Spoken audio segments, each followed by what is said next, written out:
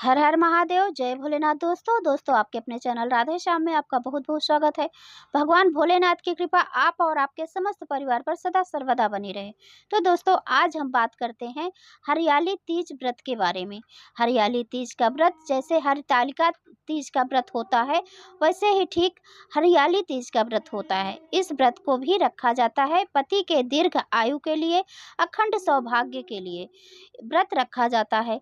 इस व्रत को करने से पति दीर्घायु होते हैं और अखंड सौभाग्य की प्राप्ति होती है। और हरतालिका तीज व्रत भादों के महीने में आता है और हरियाली तीज व्रत सावन के महीने में रखा जाता है। सावन के महीने के शुक्ल पक्ष की तृतीया तिथि को रखा जाता है यह व्रत। शास्त्रों के मान्यता के अनुसार इस तीज व्रत के दिन भोलेनाथ ने गौरा माता की तपस्या से प्रसन्न होकर उन्हें पत्नी के स्वरूप में स्वीकार करने को वरदान दिया था, यानी अपनी अर्धांगिनी बनाने का उन्हें वरदान दिया था।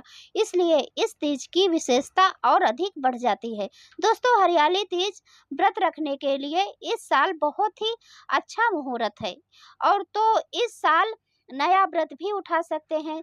जिन बहनों का नया विवाह हुआ है, व्रत रखना चाहते हैं, तो इस बार आप उठा सकती हैं। और कई स्थानों में यह व्रत होता है और कई स्थानों में इस व्रत को नहीं भी किया जाता है। और ये भी है कि जो लोग हरियाली तीज का व्रत करते हैं वो हरतालिका तीज का व्रत नहीं करते हैं, और जो हरतालिका तीज का व्रत करते हैं वो हरियाली तीज का व्रत नहीं करते हैं। तो आप लोग अपने अपने स्थान के मान्यता के अनुसार आप अपनी तीज का निर्धारित कर लीजिए कि कौन से तीज का व्रत आपको करना है। और इस साल 7 अगस्त को हरियाली तीज मनाई जाएगी। जो महिलाएं व्रत रखेंगी उन्हें कोशिश करना चाहिए कि एक दिन पहले ही मेहंदी वगैरह लगा लें, क्योंकि श्रृंगार का एक बहुत ही बड़ा हिस्सा होता है मेहंदी भी। तो आप ज़रूर ही मेहंदी लगा लीजिए। और यदि आप पहली बार व्रत कर रहे हैं तो आप हो सके तो मायके से सामान मंगा सकते हैं। मायके के सामान से ही व्रत किया जाता है। सामान यानी वस्त्र का सबसे ज़्यादा महत्व बताया गया है। आप वस्त्र मतलब एक साड़ी आप ज़रूर मंगा लीजिए।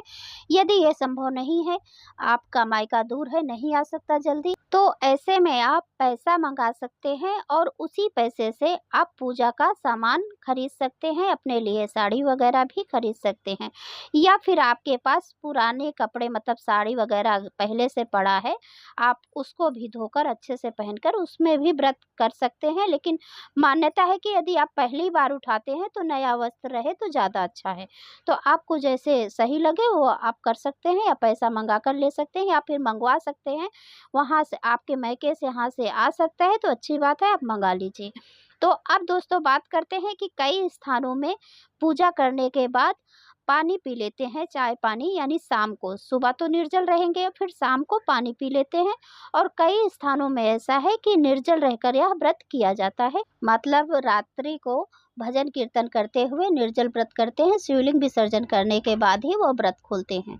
तो आप अपने अपनी जगह के परंपरा का जरूर ध्यान रखिए। आपके जो परिवार में होता है उसी हिसाब से आपको व्रत करना है, इसमें कुछ नया नहीं करना है। और दोस्तों यदि आप जैसे कि आप महिला हैं, लड़की हैं, आपकी शादी नहीं हुई है, तो आप जो मायके में होता है आप वो कर सकते हैं। और जिनकी शादी हो गई है, जिन महिला हैं आप अपने घर पे आ गए हैं, ससुराल में हैं, या फिर आप मायके में भी यह व्रत कर रही हैं, तो भी आप अपने ससुराल में फ़ोन करके ही अपने सासू माँ से पूछ सकती हैं कि आपके यहाँ कैसे व्रत होता है, आप कैसे करते हैं। तो आप अपने ससुराल के हिसाब से करें, ना कि मायके के हिसाब से। तो इसीलिए नया कुछ नहीं होता, अपने घर की परंपरा के अनुसार यह व्रत किया जाता है।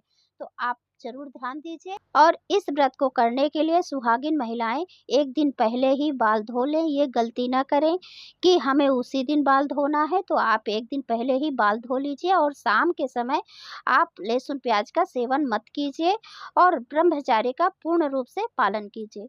और दोस्तों व्रत के दिन 16 श्रृंगार करना भी बहुत ज़रूरी होता है। आप सुबह उठकर 16 श्रृंगार करके फिर आप पूजा करें। आप पूजा करने का आप घर पर भी कर सकते हैं, मंदिर पर भी जाकर कर सकते हैं। इसमें पार्थिव शिवलिंग का भी पूजा का बहुत महत्व होता है, तो आप ज़रूर कीजिए। और गौरा माता को 16 श्रृंगार भी चढ़ाया जाता है, तो आप अपने हिसाब से ज़रूर है जो है आप ज़रूर अर्पित करें। और भगवान भोलेनाथ की विधि विधान से पूजा कीजिए। भगवान भोलेनाथ को जल से, गंगा जल से स्नान कराइए, पंचामृत से स्नान कराइए, उन्हें अक्षत चढ़ाइए और चंदन का टीका लगाकर बेलपत्र अर्पित कीजिए, धतूरे का फल अर्पित कीजिए, धतूरे का फूल हो सके तो अर्पित कीजिए और भांग इत्यादि भी अर्पित होता है। तो आपके पास व्यवस्था हो जाए तो आप ये सब चीज़ भी अर्पित कर सकते हैं। फिर आप अपने हाथों में फूल लेकर आप कथा सुने या तो आप खुद से भी पढ़ सकते हैं। तो और फिर इसके बाद आप आरती कीजिए। फिर आरती करने के बाद ही भगवान से क्षमा प्रार्थना कीजिए। इसी प्रकार से पूजा करना चाहिए, या फिर आप घर पर कर रहे हैं या फिर मंदिर पे कर रहे हैं, आप इसी प्रकार से करेंगे। और दोस्तों, यदि आप पहली बार व्रत कर रहे हैं तो बायना होता है, यानी कि आपको जो सिंदूर है, बिछिया है, चूड़ी वगैरह है और वस्त्र, एक साड़ी आप माता गौरा को चढ़ाएं। फिर वह सामान अपनी सासू माँ को देना होता है, तो आप अपनी सासू माँ को ज़रूर दीजिए।